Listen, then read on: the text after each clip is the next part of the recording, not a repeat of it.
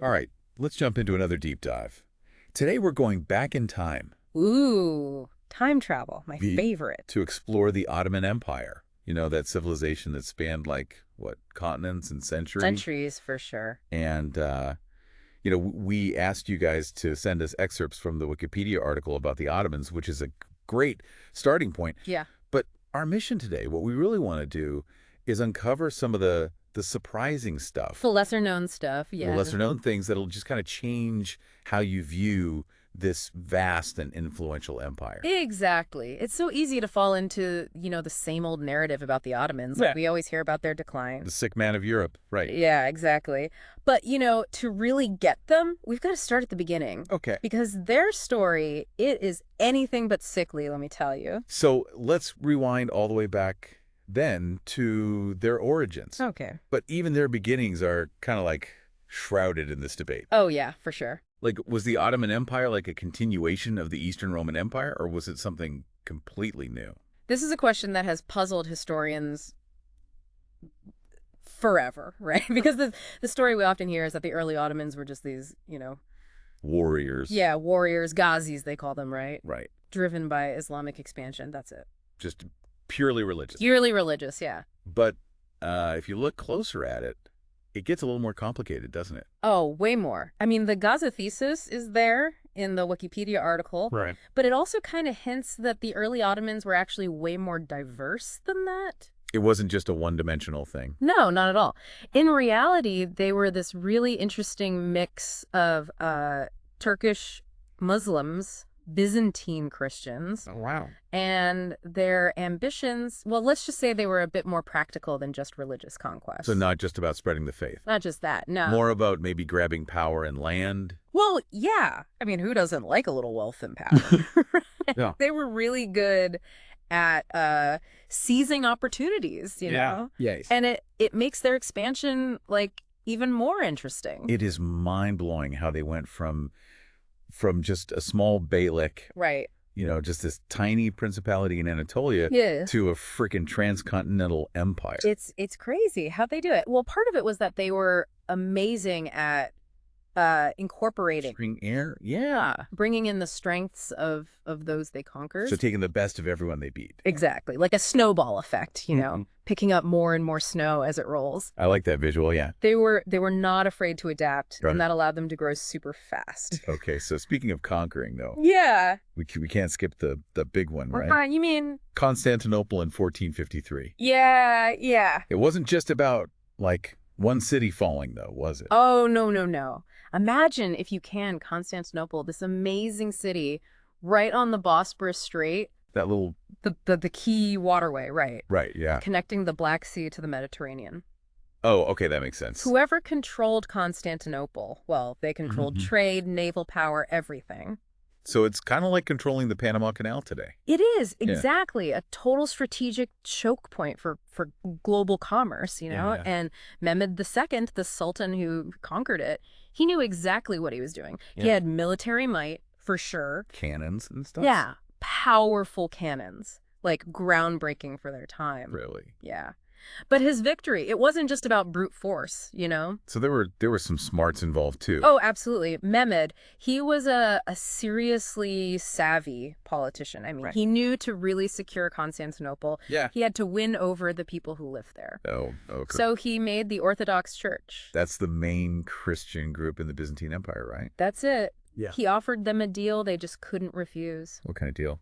Basically, he was like, look, you keep your autonomy, your lands, your religious practices, everything. Wow. Just accept Ottoman rule, that's all. So he's like, just pay your taxes and we're good. Pretty much. And it was brilliant. Instead of facing resistance from the Orthodox folks, he neutralized them. He made them his allies. Yeah. And got their cooperation. It's incredible. Like he conquered the city, but he also kind of won them over Yeah, exactly. at the same time.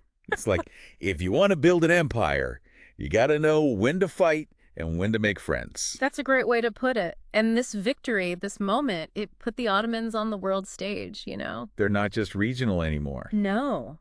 Now they're a force to be reckoned with. A global player. Yeah. An empire that would shape history for centuries. So it seems like from what you're saying, they were more than just these conquerors. Oh, for sure. They were adaptable. They were strategic. They were, Even tolerant, at least in the beginning. at least at first, yeah. Yeah.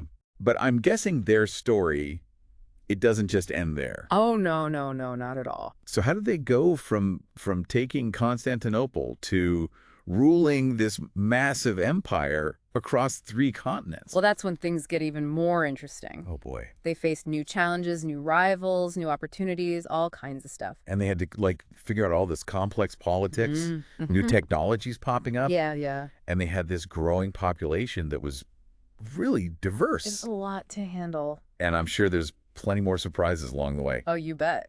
All right, well, I'm ready to dig deeper into all that. Let's do it. So, we left off with the Ottomans taking Constantinople. Yeah, that was a big one. Huge. And now let's jump ahead like 70 years or so to the time of Suleiman the Magnificent. Suleiman. This is when they were like at their peak, I remember learning about him in school. Oh, yeah. Like the lawgiver, the builder, the conqueror. Yeah, all of that. He seems like larger than life. He does, doesn't he? What made this period so important for the Ottomans? Okay, imagine like a world map, right? Okay. It's the 16th century, Okay. and there's this huge empire stretching across 3 continents. Wow. From like Cairo to Budapest, That's a lot of ground. It's massive. That was the Ottomans under Suleiman. So from 1520 to 1566, That's his reign. Yeah. it just grew and grew. They did. I mean, massive expansion. Their culture was flourishing. Their military was unstoppable. And the Wikipedia article mentions like the Ottoman-Hungarian Wars. Oh, right. Yeah. And this push towards Vienna, right? Yeah. It seems like they were trying to like really test their limits in Europe. They were. The Siege of Vienna, that was in 1529. Okay. That was like the high point of their expansion in Europe. And they almost took it. They almost did. It was like a clash of titans, Right. Even though they didn't capture the city, it totally freaked out Europe. Oh, yeah, I bet.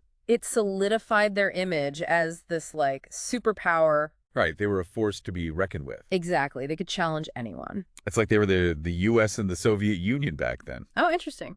Like that Cold War rivalry. Yeah. Yeah, like the Ottomans or the Soviets. I like it. They were both vying for power. Pushing against each other. Exactly. Shaping the whole political landscape. But then, history always says it was all downhill after Suleiman. Right. Like, they just faded away. That's the thing about history, though, right? What do you mean? It's easy to oversimplify things. Like, yeah, they had some challenges after Suleiman. Right. But to say it was just decline, that doesn't really do them justice. So maybe it was more of a transformation? That's a better way to put it. Remember, empires, they're not static. They're always changing, right? Yeah, they're constantly evolving. Responding to pressure. Internal, external, all of it. And the Ottomans were no different. Nope. Like, there's those Salali rebellions in Anatolia. Oh, right, yeah. What caused those? Those were like a symptom of all the changes going on. Oh, okay. Warfare was changing, Getting more modern. Yeah, firearms were becoming super important. Right. So the Ottomans, they needed to update their army.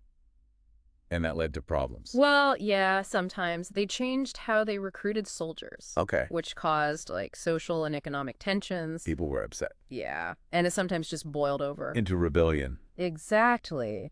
So modernization, it wasn't always smooth. Like trying to upgrade your computer while it's still running? Huh?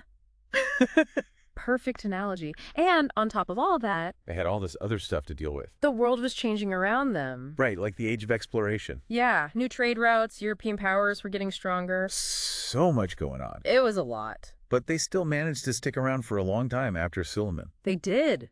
It's amazing how resilient they were. They weren't fading away, they were adapting, figuring things out. Surviving. Yeah. Yeah. Finding ways to survive in a totally new world. And that's when we get the Sultanate of Women. Right, yeah.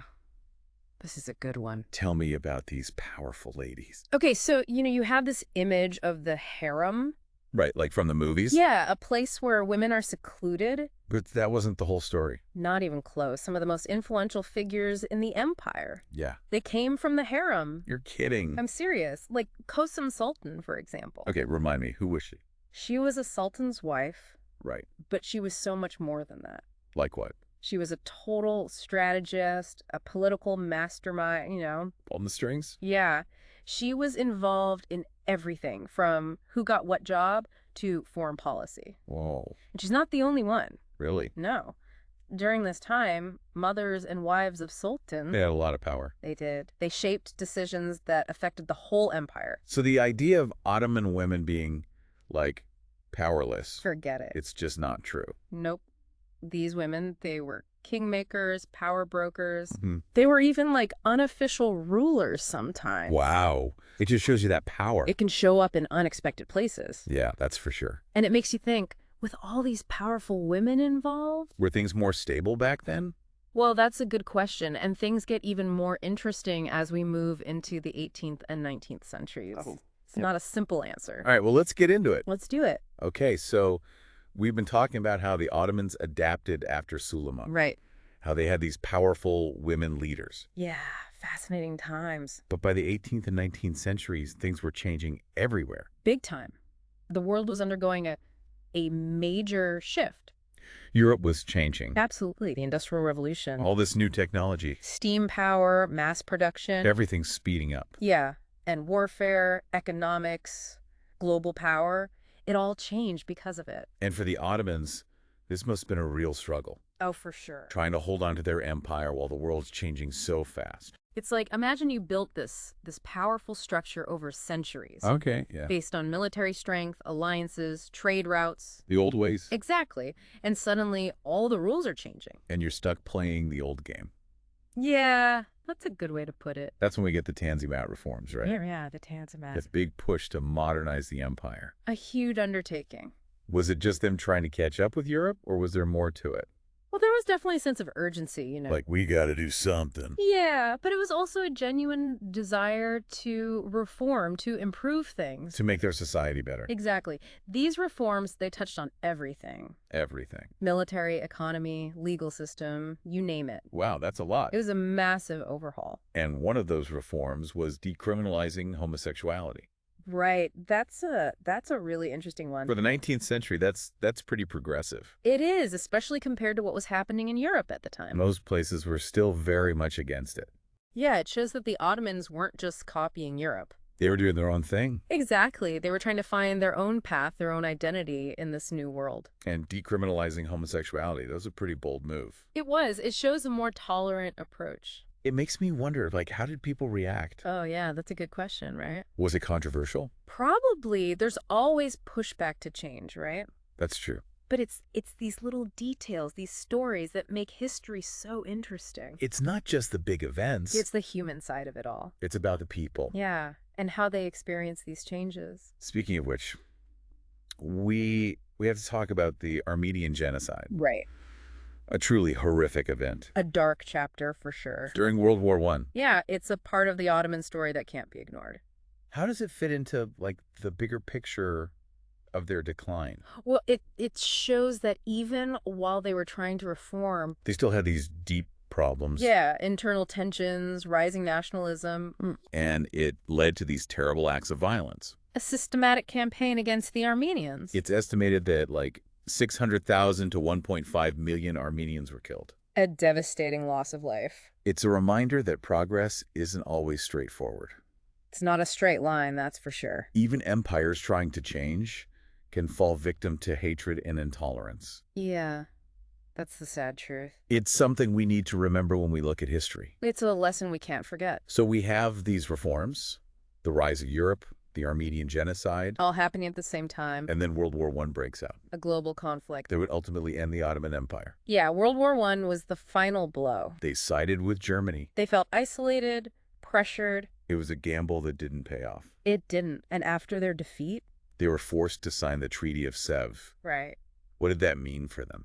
Oh, the Treaty of Sèvres. It was harsh. Like, really bad. Yeah, it basically dismantled the empire. They lost everything. Almost everything. Their territories, their sovereignty. It's hard to imagine what that must have been like. A humiliating end for an empire that was once so powerful. But that wasn't the end of this story, right? No, not quite. Out of the Ottoman Empire came the Republic of Turkey. Led by Mustafa Kemal Ataturk. A whole new chapter. Yeah, the collapse of the empire. It created a vacuum. In the Middle East. New conflicts, new alliances. Borders were redrawn. And we still feel those effects today. We do, and Ataturk. He was quite a figure. He was a brilliant leader, a reformer He led the Turks in a war for independence, against the Allies. who had basically taken over the old Ottoman lands. Yeah, he was determined to create a new Turkey. A modern secular state. A fresh start. So, in a way, the end of the Ottoman Empire. It marked the beginning of something new. A new era for the region. And that's what's so fascinating about history. It's not just about the past. It's about understanding how we got to where we are today. And how those events still shape our world. Exactly. Wow, we've covered a lot of ground today. From their humble beginnings. To their peak of power. And ultimately their fall. It's been quite a journey. Filled with twists and turns. Achievements and failures. But what's amazing is that even though the Ottoman Empire is gone, their legacy is still here. You can see it everywhere. In the architecture, the food, the languages. The culture of the region. It's all woven together. It reminds us that history is not just in books. It's alive. It's all around us. It's shaping our present, even now. It's like the echoes of these empires. Still reverberating. And there's always more to learn. Always more to discover. Each new piece of information adds another layer to the story. It's a never-ending exploration. So keep digging, keep asking questions. Never stop learning. I love it. Well, folks, that's our deep dive into the Ottoman Empire. I hope you enjoyed it. We had a blast taking you on this journey. It's been a pleasure. And remember, this is just the beginning. Your own exploration starts now. Go out there and discover. Until next time.